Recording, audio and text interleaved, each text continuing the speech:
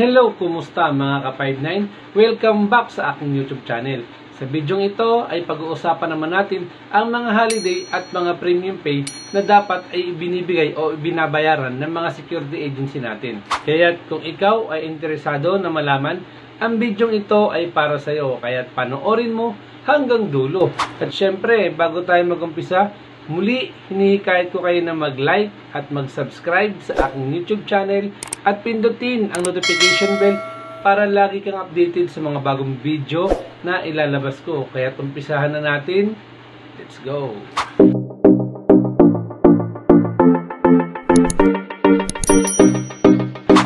At ayan, syempre mga ka-59, bago tayo tuloy mag-umpisa, muli gusto ko munang magpasalamat sa inyong lahat mga ka-59 na walang sawang sumusuporta at sumusubaybay sa mga bagong video na inilalabas ko.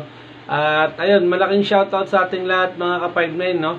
At ang lagi natin paalala sa ating lahat, always 1035 sa mga 20 para 74 tayo, 16. Ayun nga mga ka-59, ang pag-uusapan natin, yung mga regular holiday, yung mga special holiday, at saka yung mga premium pay na tinatawag.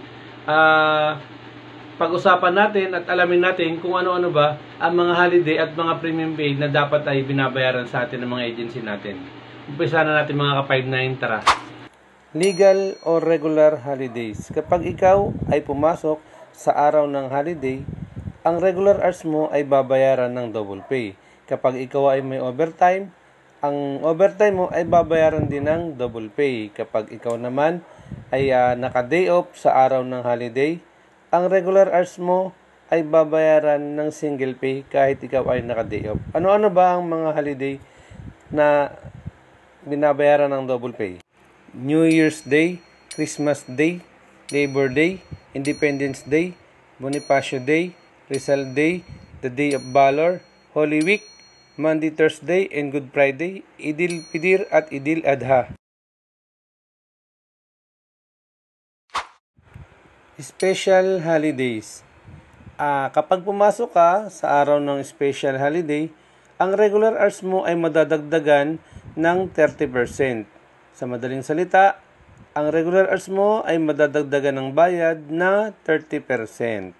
Ano-ano ba ang mga special holiday?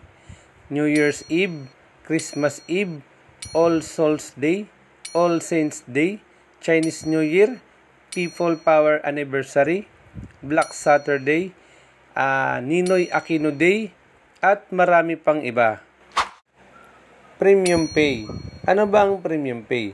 Kapag ikaw ay pumasok sa araw ng iyong day off, ang regular hours mo ay madadagdagan ng bayad na 30%.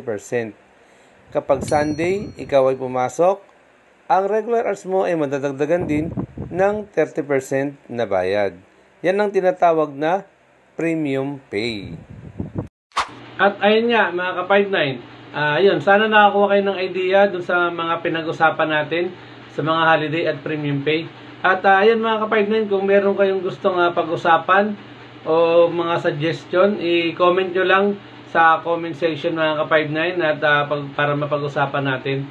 At ayun, hanggang dito na lang muna tayo mga ka-59. Maraming salamat, mabuhay tayo at God bless sa ating lahat. Thank you.